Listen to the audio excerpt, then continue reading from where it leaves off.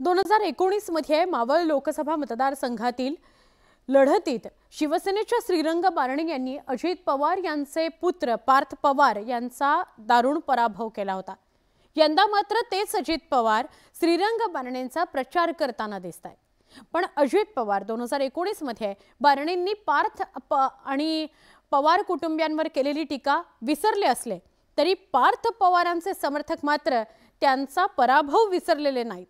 त्यामुळे 2019च्या या मागोव्यामुळे बारणेंची चिंता वाढण्याची चिन्ह आहेत।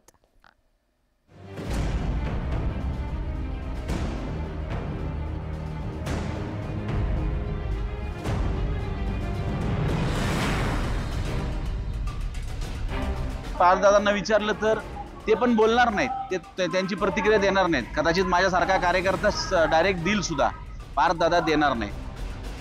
अजित पवारांचे सुपुत्र पार्थ पवार यांच्या समर्थकांची ही नाराजी, उघडपणे व्यक्त होणारी ही नाराजी मावळचे शिवसेना उमेदवार श्रीरंग बारणेंची डोकेदुखी वाढवणारी आहे। 2019च्या लोकसभा निवडणुकीत बारणेंनी प्रतिस्पर्धी उमेदवार असलेल्या पार्थ पवार यांना पराभूत करण्याकरता पवार कुटुंबियांना लक्ष्य केलं होतं। या लढतीत बारणे यांनी 7,20,000 मतं घेत पार्थ पवारांचा 2 लाख मतांनी दारुण पराभव केलेला। ही घटना राष्ट्रवादी काँग्रेसच्या कार्यकर्त्यांच्या चांगली जिव्हारी लागलेली। आता याचेच पडसाद 2024 मध्ये उमटण्याचे संकेत कार्यकर्ते देत आहेत। दादांच्या पुढे पार्थदादा जाणार नाहीत आणि पण शेवटी मनातलं जे शल्य आहे ते बोलून दाखवायची वेळ पण ही नाही।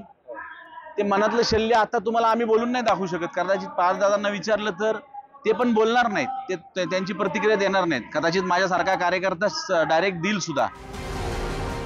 पार्थ पवार समर्थकांनी उघडपणे बारणेंना आव्हान दिलं असलं तरी पक्षाचे नेते मात्र यावर पडदा टाकण्याचं आवाहन करतायत।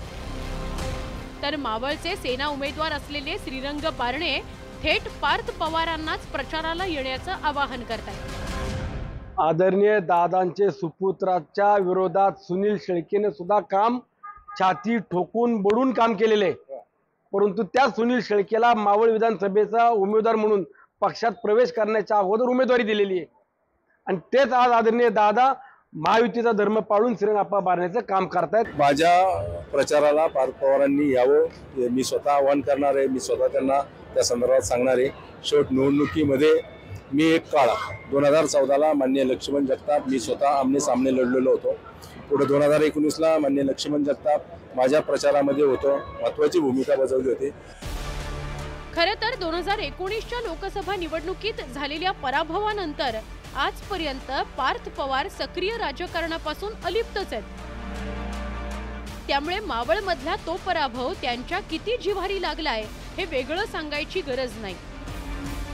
त्यामुळे आता जर बारणे यांच्या प्रचारात पार्थ पवार उतरले नाहीत तर त्याचा फटका बारणे यांना बसणार हेही स्पष्ट आहे। त्यामुळे श्रीरंग बारणे पार्थ पवारांची मनधरणी करण्यात यशस्वी होतात का याकडे सगळ्यांचं लक्ष लागलंय। पिंपरी चिंचवडहून गोविंद वाकडेसह ब्युरो रिपोर्ट, न्यूज 18 लोकमत।